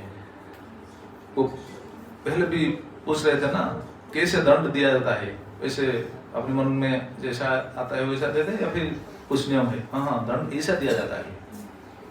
एते अधर्म विज्ञाता स्थानं दंडस्य जुज्यते सर्वे कर्मानुरोधेन दंडम अर्हति कारणम्। एते अधर्म विज्ञातो, इन सब ये जो साक्षी 12 साक्षी है ना, इनसे अधर्म के बारे में जब पता चलता है, इनसे अधर्म के बारे में जो लिस्ट उन पापी के बारे में जो मिलता है, एते अधर्म विज्ञातो, इनसे जब पता चलता है कि ऐसे पापी, मतलब वो सीसीटीवी है ना, जो 12 सीसीटीवी है, हाँ, बाद में दंड दिया जाता है। मतलब ये कहने का तात्पर्य है कोई भी नहीं मुक्त हो पाएगा, कोई छूट नहीं जाएगा, ऐसा नहीं हो सकता। छूट जाएगा ऐसा नहीं हो सकता, कोई भी छूट नहीं पाएगा। 12 साक्षी हैं, तो ये सब साक्षी है। अच्छा जरा बताइए, ये जो साक्षी 12 साक्षी हैं, तो क्या आपको क्या समझ में क्या आ रहा है? क्या ये 12 साक्षी जाकर साक्षी दे रहे हैं वहां यमराज के पास? हाँ, ध्यान दीजिएगा, एक बहुत इंपॉर्टेंट क्वेश्चन है। इनमें से मतलब इन 12 लोगों से एक जीवात्मा के बारे में जो क्या बोलते हैं, जो रिपोर्ट मिलता है, उस हिसाब से उनको दंड दिया जाता है, ऐसा तो बोले ना। तो क्या ये 12 लोग जाते हैं साक्षी देने के लिए? कितने लोग के लिए साक्षी देंगे? रोज तो हम उस दिन सुन रहे थे ना, 1 मिनट में कितना लोग मरते हैं? यार नहीं, उस दिन बताया था, ये नहीं, पिछले टॉपिक में बताया था। 1 मिनट में, हाँ जी ना, 14, 1 मिनट में 14 लोग मरते हैं। इधर नहीं, भारत में भारत का कैलकुलेशन है। भारत में 1 मिनट में 14 लोग मरते हैं। तो जरा सोचिए पृथ्वी में कितना लोग मरते होंगे। तो 1 मिनट में अगर इतना लोग मर रहे हैं, तो क्या सभी लोगों के लिए ये 12 लोग जाएंगे साक्षी देने के लिए? अगर जाएंगे तो उनका तो और दूसरा कोई काम नहीं हो सकता है, वो तो बस ऐसे ही चलते होंगे, बस साक्षी देने के लिए चलो चलो चलो चलो। और उनका ड्यूटी कब करेंगे? अगर सूर्यदेव सब समय जाएंगे साक्षी देने के लिए, तो उनका ड्यूटी कब करेंगे? वो उगेंगे कब? वायुदेव अगर जाएंगे सभी समय साक्षी देने के लिए, तो उनका ड्यूटी कब करेंगे? तो योग ऐसा क्यों होता है? क्या है? आप भागवतम पढ़ने से ही पता नहीं चलेगा, आप जरा सोचिए। और पढ़ में इसके बारे में कुछ बताया नहीं, लेकिन सोचिए अगर ये रोज जाते हैं साक्षी देने के लिए, तो उनका ड्यूटी कब करेंगे? लेकिन वो तो पता है ना, एते अधर्म विज्ञात स्थानम दंडस्य जुज्यते, ऐसे दंड दिया जाता है। उनमें से जब पता चलता है कि ये व्यक्ति का ये पाप है, इसे दंड दिया जाता है। वो रिपोर्ट कार्ड दे रहे होंगे। अच्छा, और क्या हो सकता है? सुपर कंप्यूटर में भगवान का है। और क्या हो सकता है? वो कैमरा खोलकर दिखा देते कि देखो तुम्हारा इतना पाप है, इतना पुण्य है। अच्छा, कैमरा खोलकर दिखा देंगे। 12 लोग सब कैमरा खोलकर दिखा देंगे। अच्छा, रोज बोले रिपोर्ट देते होंगे। और क्या हो सकता है, आप जरा बताएं। और क्या हो सकता है? क्या हो सकता है माता जी? क्या हो सकता है? देखिए शास्त्रों में जो वर्णन है, अगर हम पढ़ेंगे तो ये तो बिल्कुल हैरान हो जाएगा ना। अगर आप ऐसे पढ़ते होंगे, एक आदमी आपको ऐसा प्रश्न पूछ लेगा, तो आप क्या बताएंगे उनको? अगर मानेगा नहीं तभी साक्षी का जरूरत पड़ता है। एग्जैक्टली, ये उत्तर है। मतलब कोई छूट नहीं पाएगा। इसका मतलब नहीं कि ये सब जाकर साक्षी देते हैं, नहीं। मतलब वहां कोई ऐसा दावी नहीं कर सकेगा कि ना मैंने कोई पाप नहीं किया है। पाप नहीं किया है, ये साक्षी है। पाप नहीं किया है मतलब वो छूटने के लिए कोई आसान तरीका नहीं, वहां से छूटने के लिए छूट नहीं पाएगा। तरीका तो छोड़िए, छूट नहीं पाएगा। ये 12 साक्षी हैं, और ये जो 12 साक्षी में से सबसे ज्यादा इंपॉर्टेंट साक्षी कौन है? स्वयं धर्म, जो अंदर रहते हैं। जो अंदर रहते हैं वो रोज भेजते हैं मैसेज। मतलब अच्छा, ये तो बस ऐसा लिखा गया है, लेकिन इसका कितना सूक्ष्म सिद्धांत है हम सबको पता होना चाहिए। अच्छा, अंदर तो परमात्मा रहते हैं, यमराज के पास वो जो मैसेज भेजते हैं, कैसे भेजते हैं? वो जाकर भेजते हैं क्या? जाकर बोलकर आते हैं? हाँ? परमात्मा यमराज के पास जो मैसेज को देते हैं कैसे देते हैं? जाकर बोलकर आते हैं, ये पापी ये क्या है, ये पापी वो क्या है, वो पापी ये क्या है, मतलब सबके अंदर तो है, वो भेजते हैं। कैसे भेजते हैं? ठीक है, सुनिए। हम जो पाप करते हैं, हमसे जो पाप हो जाता है, जिस क्षण हो जाता है, उसी क्षण ही हमारे पाप तुरंत रिपोर्ट चला जाता है।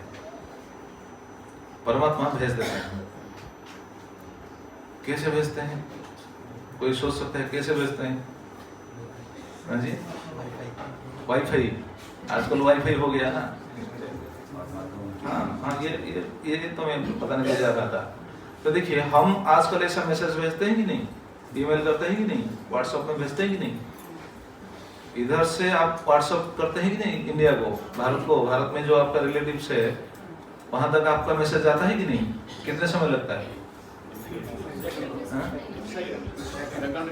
इमीडिएट मेल भेजते हैं, जाता है कि नहीं?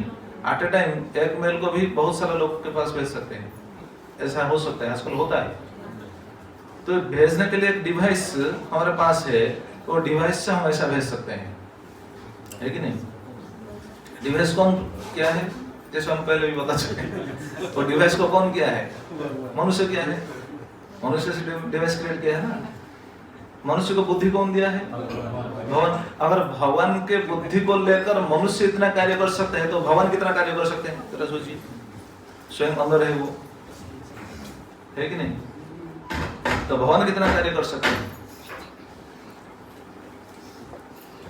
तो इतना दूर होते हुए भी सभी जीवों के पाप के बारे में उनको पता चल जाता है, यमराज को, यमदूत को।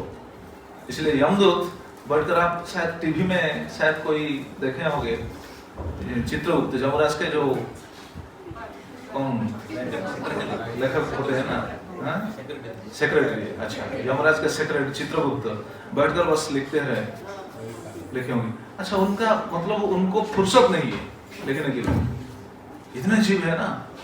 अच्छा, इतने जीव के सभी हिसाब उनके पास जाता है, वो कैसे इतना जल्दी लिख देते हैं सब? ये मतलब ये हम सोच सकते हैं, इसीलिए तो लोग बोलते हैं नहीं ये शास्त्र में जो दिया गया है सब गलत है, क्योंकि हम जो सोच रहे हैं, हम ऐसा सोच में ये शास्त्र को नहीं पकड़ पा रहे हैं।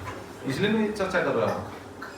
हम लोग अपनी बुद्धि का, हाँ, हम लोग अपनी बुद्धि में वो पकड़ने की कोशिश कर रहे हैं। नहीं ये हो सकता है। देखिए, चित्रगुप्त कितना इंटेलिजेंट हो सकते हैं, ये सोचने वाला बात है। जैसे हम एक एग्जाम्पल बताएंगे, आपको पता चलेगा। इधर तो है, मैं भारत का बात बताता हूँ। भारत में, आपको सभी भारतवासी, भारत में है कि नहीं state bank of India? State bank of India है।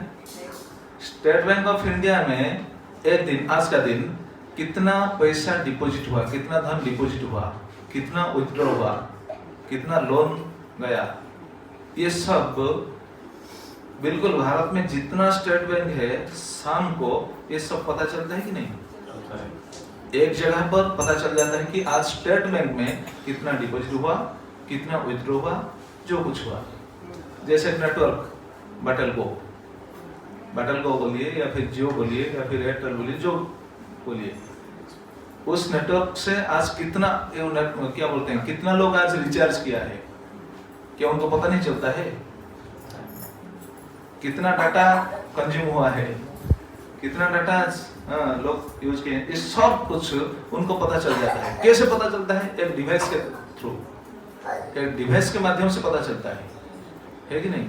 अगर हमारे पास एक ऐसा डिवाइस है कि भारत में जितना भी बैंक है, सभी बैंक के हिसाब को बस एक ही जगह पर एक समय पर बिल्कुल कैलकुलेट करके बिल्कुल पता चल जाता है, तो सभी जीवों के पापों के बारे में यमदूत को या फिर चित्रगुप्त को क्यों नहीं पता चलेगा?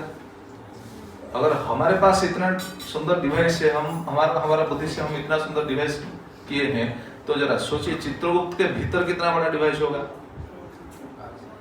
हाँ जी, इधर तो वायरस आएगा तो बिल्कुल काम नहीं करेगा, है कि नहीं? बैंक में ऐसा ही होता है, लिंक फेल्योर बोलते हैं ना। अगर लिंक फेल्योर हो जाएगा तो बस खड़े होंगे, कितने समय पता नहीं, लिंक आएगा तो फिर आपका ट्रांजेक्शन होगा। है कि नहीं? नहीं तो नहीं। लेकिन ये चित्रगुप्त के पास जो कंप्यूटर है ना भीतर, वो कभी लिंक फेलियर नहीं होगा, ये वायरस नहीं बचेगा, वायरस नहीं बचेगा उनके कंप्यूटर में। तो देखिए शास्त्रों में कैसा सब सिद्धांत है, इसलिए बताया गया है एते ही कर्म अज्ञात विधर सॉरी एते ही अधर्म विज्ञात स्थान दंड से युज्यते। इन सब जो साक्षी होते हैं इनमें से ही पता चल जाता है कि ये क्या गलत कार्य किया है। तो जरा सोचिए, हम जो कुछ करते हैं कौन देखते हैं? भगवान देखते हैं। एक बात कहकर मैं कथा को विराम दूंगा। एक जगह पर एक गुरुजी अपने सब शिष्यों को ये बात बता रहे थे।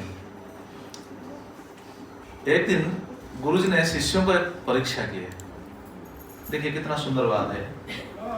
सभी शिष्यों को बुलाकर गुरुजी ने एक लड्डू दिया, सभी शिष्यों के हाथ में एक लड्डू थमा दी। बोले ठीक है, तुम सबको ये परीक्षा दिया गया है, अभी जाकर इस आश्रम के भीतर नहीं, मतलब विद्यालय परिसर के भीतर नहीं, बाहर जाओगे, बाहर जाकर ये लड्डू को खाकर आओगे। लेकिन एक ऐसा जगह पर खाना जिधर तुमको कोई नहीं देख पाएगा। जाओ। जब बच्चों के हाथ लड्डू थमा दिया गया, वो तो बिल्कुल दौड़ गए बाहर, सब जाकर सब तुरंत खाकर लौट आए। आकर गुरुजी से बोले गुरुजी हम खा लिया। गुरुजी बोला अच्छा खा लिया, हाँ ठीक है। कहाँ खाया? सब पूछने लगे एक एक शिष्य को, तुम कहाँ खाया? गुरुजी मैं पेड़ के ऊपर बैठ कर खा लिया। कोई नहीं देखा? ना गुरुजी कोई नहीं देख पाया मुझे। अच्छा तुम कहाँ खाया? मैं वो जो क्या बोलते हैं ब्रिज था, वो ब्रिज के नीचे चला गया, वहां जाकर खा लिया। अच्छा कोई नहीं देखा? ना कोई नहीं देखा। तुम कहाँ खाया? एक एक सब शिष्यों को पूछने लगे, तुम कहाँ खाया? मैं वो जो पत्थर है ना, वो पत्थर के पीछे चला गया, वहां जाकर खाकर चला आया। कोई नहीं देखा? नहीं कोई जाने से पहले मैं वहां जाकर खाकर चला आया। अच्छा ठीक है। तुम कहाँ खाया? गुरुजी मुझे तो कोई नहीं देख सकता, क्यों? मैं लैट्रिन के अंदर घुस गया, वहां जाकर खाकर चला आया। मतलब सब खाकर चले आए थे, सभी शिष्य आ गए थे, लेकिन गुरुजी सोच रहे थे अरे सभी तो आ गए, एक शिष्य नहीं आया था। गुरुजी ढूंढ रहे थे वो कहाँ गया, पता नहीं गुरुजी वो कहाँ गया। बाद में बहुत समय बीतने के बाद वो शिष्य आ रहा था, लेकिन वो रोते हुए आ रहा था। वो रोते हुए आ रहा था, हाथ में लड्डू जैसा था वैसा ही पकड़ करके आ रहा था। गुरुजी पूछने लगे तुम क्यों रो रहे हो? ये लड्डू तुम्हारा हाथ है, क्यों खाया नहीं? ऐसा रो रहे हो क्यों? गुरुजी क्या करूं, मैं खाने के लिए गया था, लेकिन जब मैं खाने के लिए तैयार होता हूँ उसी समय आपका बात याद आ जाता है। आप क्या बोलते हैं? आप बोलते हैं भगवान सभी जगह पर है, भगवान सभी जगह। उड़िया में एक ऐसा कहावत है, उड़िया लोगों को पता चलेगा, जहाँ मो करई जहाँ मो चिंतई जहाँ मो चिंतई मने जगतर कर्ता परम ईश्वर जानुछंती प्रतिक्षण।